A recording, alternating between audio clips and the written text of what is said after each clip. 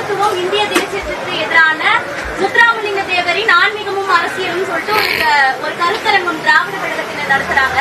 திரு சீமான் அவர்கள் ஏற்கனவே பாரதியார் விசஸ் பெரியார் ஒரு போர் நடத்திருக்காங்க. ஏன்னா தங்கச்சி யாரை எடுக்கிறாங்களோ அவன் பேரை அடிச்ச அடியில முது கண்டி போயிருக்கு, அவருக்கு பின்னாடி போய் ஒழிகிறாங்க.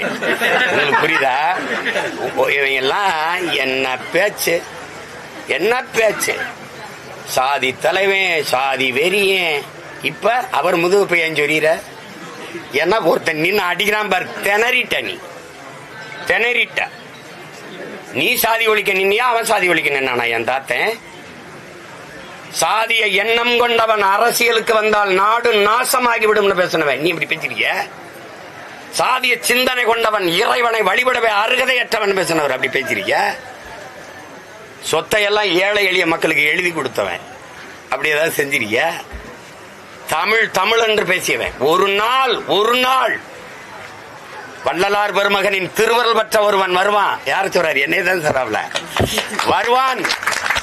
அவன் அரியணை ஏறும் போது என் அன்னை தமிழ் அரியணை ஏறும்ங்கிறப்ல. அன்னைக்கு என் தமிழ் இந்தியாவிலடா உலகையே ஆளுங்கிறப்ல. தனிச்சு நான் போய் சொல்ல